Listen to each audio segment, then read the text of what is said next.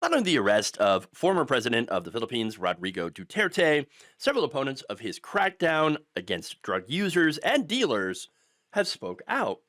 Father Flaviano Villanueva said that when Duterte was arrested by the ICC for human rights abuses, it took a minute for it to sink in because it's big news. But when it did, the Manila-based priest told AFP that he immediately thought, God never sleeps.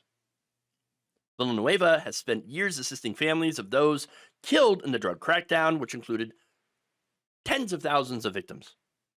He said that he told the widows that he works with that justice comes in different shapes.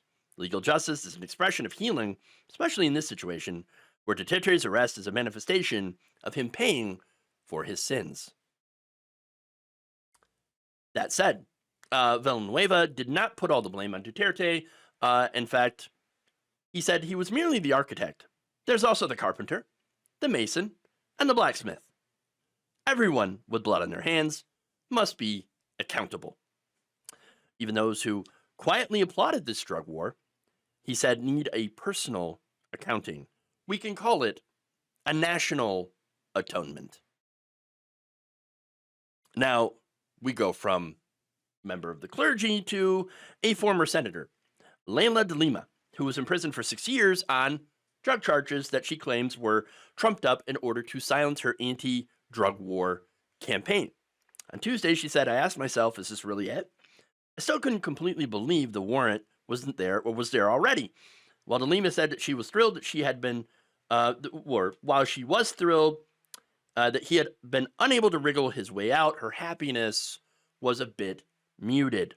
The wheels of justice are turning, but I also feel bitter and sad because it took an international tribunal to be able to really do concrete things.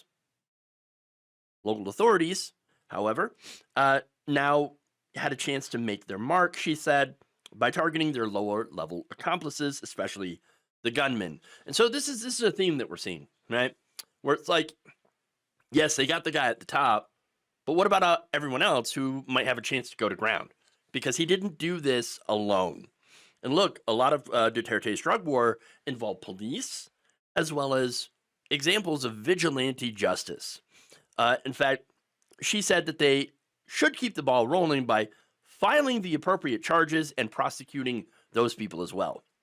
ICC prosecutors have said that as many as 30,000 people have been killed by police or these unidentified individuals over the years, which again, vigilante justice, right? Dozens of cases showed violent deaths where the death certificates listed natural causes, and in one case, the death certificate listed pneumonia as the cause of death, although the skull of the exhumed body had a bullet hole in it. So there's a lot to do. And by the way, one of the people that they spoke to was a forensic pathologist, Raquel Fortune, who said that she was driving from, I believe, Quezon City when it was first reported that there was an arrest warrant for Duterte. She told the AFP, quote, that was the first time I cried. Fortune was one of those people who identified the bodies and found out a lot of the ways that, of course, many of these victims were killed. She said that her work has not stopped. There are more families to help. There are more bodies to be exhumed, more referrals to accept. These people are banking on me. So how can I stop? We are here for truth and accountability. Yes.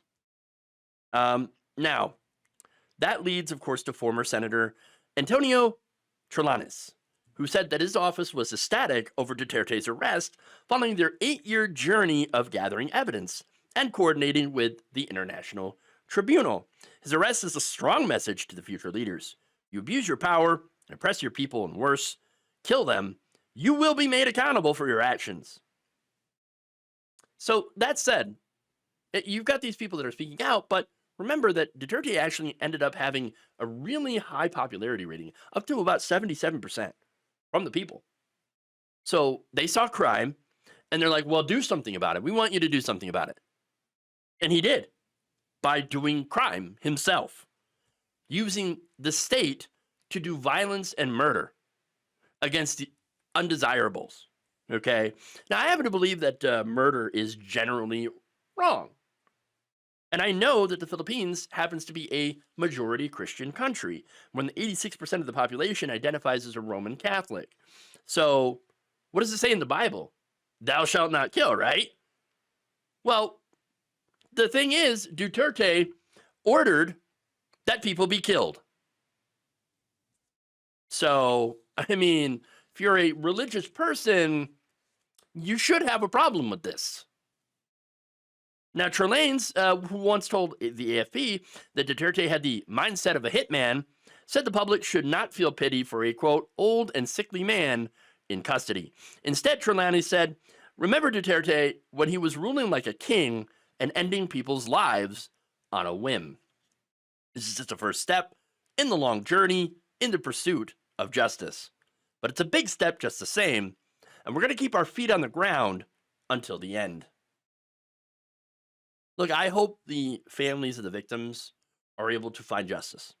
And I also hope that those suffering from drug addiction and the effects of it, which destroy lives as well, I'm hoping that they're able to get the help that they need to be able to get off those things and to live a happy and fulfilling life, which is not the case when Duterte was in power. And so hopefully things will begin to change for those people for the better and for the better of the Philippines. Thank you for watching. If you enjoyed this video, please like, share, subscribe, hit the bell icon in order to get notified whenever a new video is released. And if you want to support independent, progressive media through this difficult time where it seems like everybody is shutting down, you can become a member on our YouTube page, you can become a subscriber on Facebook, or you can go to my Patreon. Patreon.com/Jeff Waldorf. Thank you.